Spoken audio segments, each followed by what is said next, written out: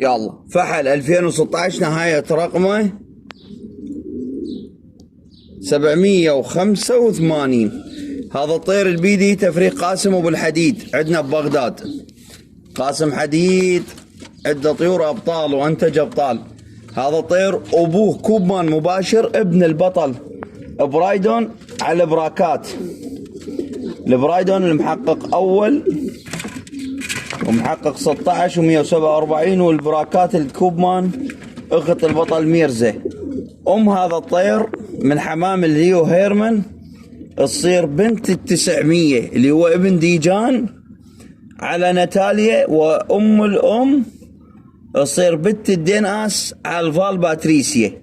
تفرجوا عليه. فحل خواته كلن انتجن ابطال هنا ببغداد.